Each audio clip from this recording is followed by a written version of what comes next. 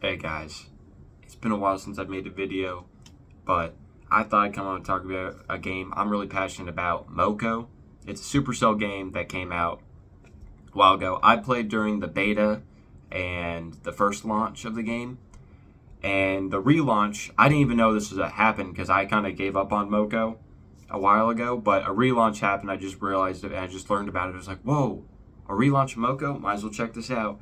Um, I wasn't around for the first season that much because I didn't know it was a thing, and I played for the last 2 days of the first season, and it was pretty weird. I mean, I wouldn't say it was bad. I enjoyed the gameplay, and the bosses were pretty cool. Like that big, fat dragon dude that would shoot stuff in the air and then like eat you, and then you have to kill the germs inside of him to escape, and then fight him again. I thought that was a really cool boss.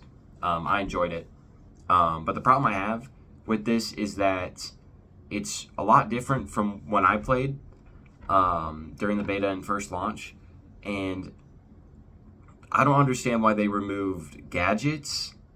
I think the removal of gadgets was really unnecessary. I enjoyed gadgets a lot because it added a whole new thing to the game. Like you could take different gadgets for different stuff, for different weapons. I do like the addition of cores, and the new abilities for the weapons are really cool. It really fleshes out the weapons and what they can do.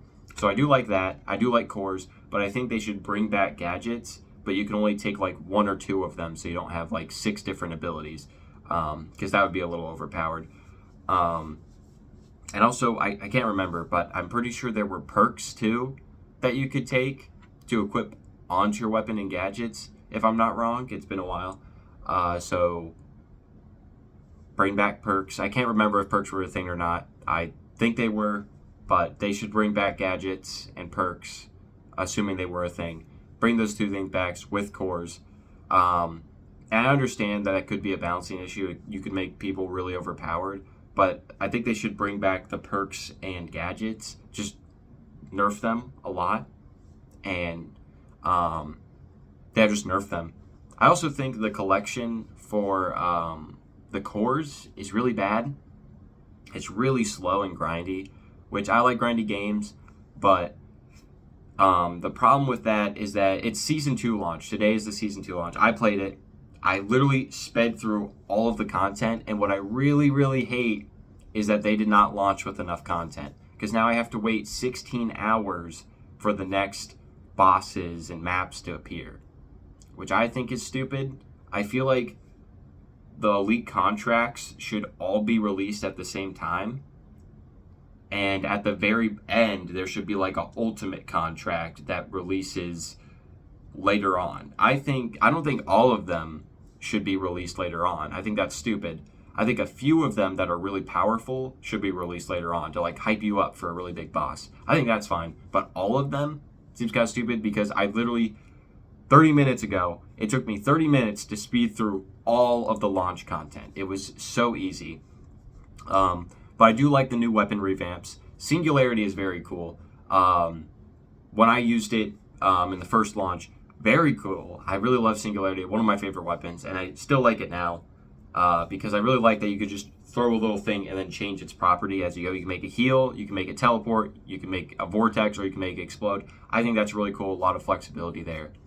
The wolf stick I like too. I think the wolf stick abilities are really cool. Really improves upon the original wolf stick a lot, because the original wolf stick was really boring, and you would have to use certain gadgets to actually make it viable, from what I remember. But the new wolf stick, really cool. I really like it. And the other weapon I forgot. Oh, and the squid daggers, very good too. I do really like the new weapon revamps. They're all really cool, but I think what they need to do is bring back gadgets and perks, and probably when they do new seasons, have a lot more content that people just can't speed through within the first 30 minutes. Because when I hopped onto the new season, I was like, oh man, I can't wait to spend an hour or two grinding this and unlocking the singularity. But I can't, because there's only like 5 levels, and I did them all in under 30 minutes, and I'm only level 5, so I can't get singularity. I think what they need to do is make it so that there's enough content to get you to the new weapon when you pick what weapon you want to unlock first on the little weapon battle pass. So I think they should just figure out how many levels you need for the starter content, and then the rest is locked off for later, so you just don't do all of it. I think that would be fun, because I'm just really disappointed that I sped through all the content and I don't even have Singularity yet. But I do think they did improve, because in the first season, the badge thing, the little hunter badge stuff, was really bad because it gave you cosmetics and like a little badge thing, but I was like, I feel like they should put cores in here. My prayers were answered, because season 2 launched. They have cores in the hunter pass now, which is really nice. But I thought I'd just give my opinion about Moko. I do think it's still a really great game, and I'm glad that I'm playing it again, because I love Moko at heart. It's like one of the only Supercell games I'll play. Like, I've tried playing Brawl Stars and Clash of Clans, but they're just not for me, mainly because they're too slow.